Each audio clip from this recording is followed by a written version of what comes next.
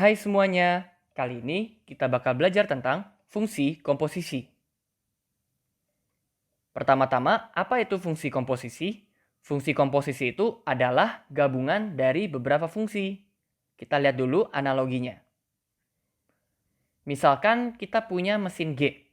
Di mesin ini kita masukkan sebuah bahan baku, yaitu X. Maka mesin G ini akan memproses X ini sehingga menghasilkan barang jadi, yaitu GX.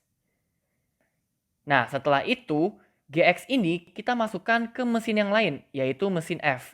Sehingga F ini akan memproses GX, sehingga menghasilkan barang jadi, yaitu FGX. Atau biasa kita sebut sebagai Y. Maka, fungsi komposisi itu bentuknya seperti ini, yaitu FOGX sama dengan F dari GX. Karena kita masukkan dulu X-nya ke mesin G, habis itu GX-nya kita masukkan ke F. Makanya di sini bisa dilihat X-nya itu dimasukkan ke fungsi G, lalu GX ini dimasukkan ke fungsi F. Itu notasinya FOG. Kita juga bisa memasukkan X-nya itu ke mesin F dulu, baru ke mesin G. Jika hal itu yang kita lakukan, maka bentuknya itu menjadi GOF dari X sama dengan G dari Fx. Di sini kita punya gambar pemetaan fungsinya. Kita lihat, kita punya himpunan A, himpunan B, dan himpunan C. Di mana G itu memetakan dari X ke GX, dan fungsi F itu memetakan GX ke FGX.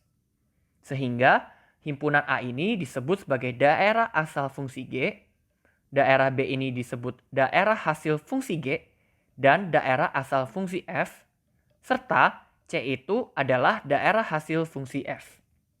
Nah, kalau fungsi G itu memetakan dari A ke B, dan fungsi F itu memetakan dari B ke C, FOG itu memetakan dari A langsung ke C. Jadi kita tidak perlu lewat B lagi. Bisa dilihat di bagian sini, F itu kan memetakan dari B ke C. G itu memetakan dari A ke B. Nah, FOG itu atau fungsi komposisi itu gunanya untuk memetakan langsung dari A ke C. Syarat agar fungsi-fungsi itu bisa dikomposisikan adalah irisan dari range fungsi G dan domain fungsi F itu tidak boleh kosong, teman-teman. Ingat, range fungsi G itu adalah yang bagian B ini, yang himpunan B ini. Dan domain F-nya itu adalah bagian B juga. Jadi, irisan dari RG dan DF itu tidak boleh kosong. Jadi setidaknya ada satu bilangan. Di sini kita lihat domain FOGX itu adalah X-nya itu harus ada di domain G. Berarti bilangan X itu harus ada di A. Tetapi dengan syarat GX-nya itu harus ada di domain F. Jadi daerah hasil dari G itu merupakan anggota dari daerah asal di F. Serta untuk range dari FOG itu adalah FT itu harus merupakan anggota dari range F. Tetapi dengan syarat T-nya itu harus merupakan anggota dari range G. Di sini T-nya itu adalah bilangan yang di himpunan B ya teman-teman.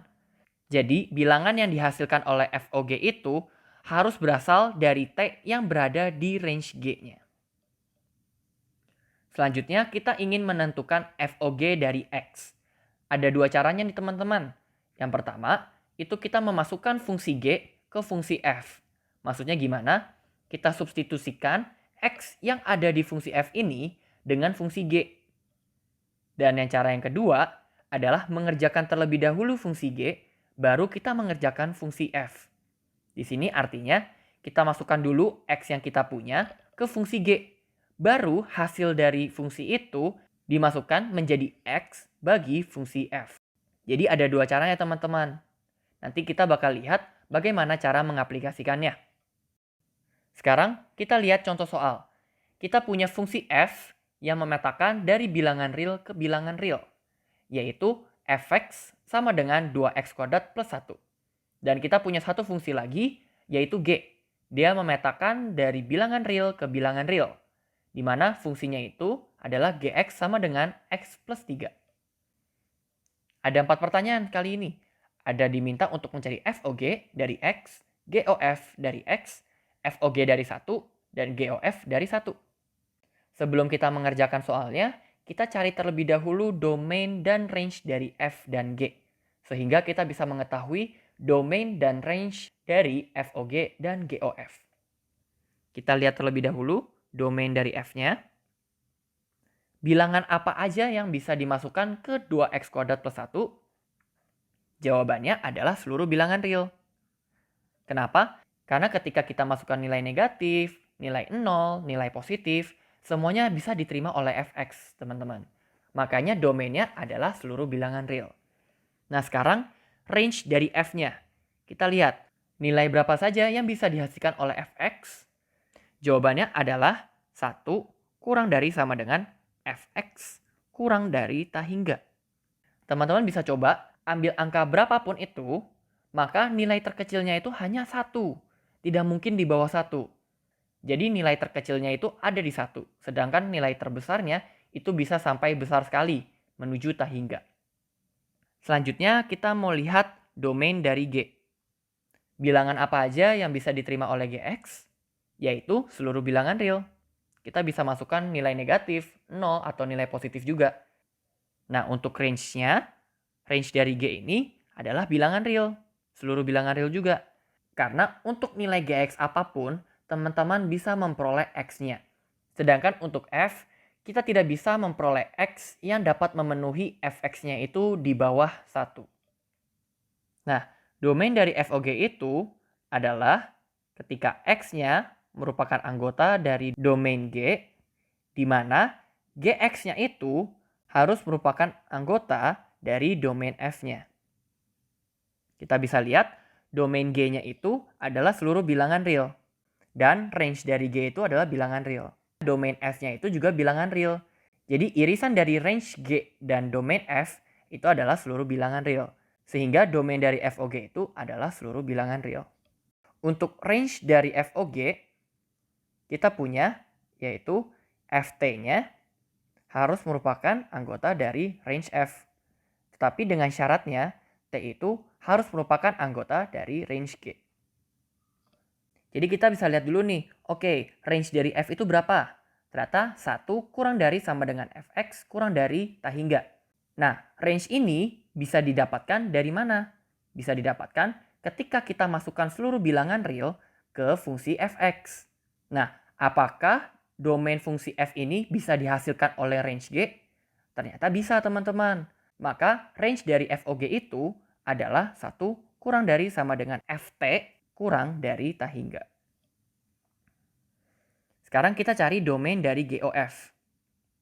Berarti kita hanya tinggal tukar pengertiannya saja. Maka X-nya itu harus merupakan anggota dari domain F, di mana Fx-nya itu harus merupakan domain dari G.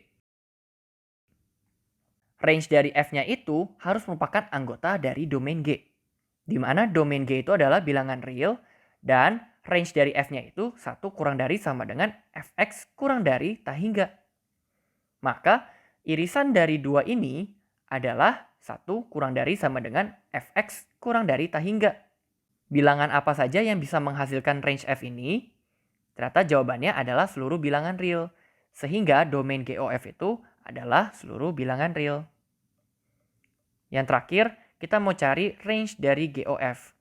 Berarti kita harus punya GT, itu merupakan anggota dari range G, di mana T-nya itu harus merupakan anggota dari range F. Di sini kita lihat bahwa range G itu adalah seluruh bilangan real. Nah, tapi teman-teman bisa lihat di sini bahwa T-nya itu harus merupakan anggota dari RF. Ini itu bisa dibilang adalah domain baru dari fungsi G-nya. Maka domain G yang kita punya di sini itu hanya sama dengan range dari F, yaitu 1 kurang dari sama dengan Fx kurang dari tak hingga. Bisa teman-teman lihat, kalau domain dari G yang baru itu hanya 1 kurang dari sama dengan Fx kurang dari tak hingga, maka range G-nya itu bukan bilangan real lagi. Karena bilangan yang dimasukkan ke Gx itu hanya range F ini doang, bukan seluruh bilangan real. Sehingga range dari GOF itu adalah 4 kurang dari sama dengan GT kurang dari tak hingga. Nah, sekarang kita bisa mengerjakan A, B, C, D-nya. Kita kerjakan dulu dari yang A, yaitu FOG dari X. Untuk mencari FOG dari X, kita bisa menggunakan cara pertama dari menentukan FOG, yaitu kita substitusikan X yang ada di Fx dengan fungsi Gx-nya. Maka kita akan punya 2 dikali X plus 3 kuadrat ditambah 1. Bisa teman-teman lihat di sini, X yang ada di Fx itu kita substitusikan dengan isi yang ada di Gx. Makanya kita punya seperti ini. Sehingga ini menjadi 2 dikali X kuadrat plus 6X plus 9 ditambah 1. Yang jawabannya adalah 2X kuadrat plus 12X plus 19. Yang kedua, kita mau cari GOF dari X. Sekarang, X yang ada di Gx akan kita substitusikan dengan Fx. Makanya kita akan memiliki 2x kuadrat plus 1 ditambah 3. Yang jawabannya adalah 2x kuadrat plus 4. Selanjutnya, kita cari FOG dari 1. Di sini kita bisa mengambil FOG yang kita punya di bagian A dan mensubstitusikan X-nya itu dengan nilai 1. Maka kita akan memperoleh 2 dikali 1 kuadrat ditambah 12 dikali 1 ditambah 19. Yang hasilnya adalah 33. Teman-teman juga bisa mencarinya dengan mengerjakan bagian G dulu, lalu mengerjakan bagian F. Yaitu caranya kita cari terlebih dahulu G1-nya. Berarti kita masukkan kita punya 1 ditambah 3, yang hasilnya 4. Nah, hasil Gx yang kita peroleh di sini akan menjadi X bagi Fx. Maka kita akan memiliki F4 sama dengan 2 dikali 4 kuadrat ditambah 1. Yang hasilnya adalah 33. Ternyata jawabannya sama ya teman-teman. Nah sekarang kita mau lihat yang bagian D. D itu kita akan mencari GOF dari 1. Jadi kita bisa masukkan X sama dengan 1 ke GOF X yang diperoleh di bagian B. Maka kita akan punya 2 dikali 1 kuadrat ditambah 4. Yang hasilnya 6.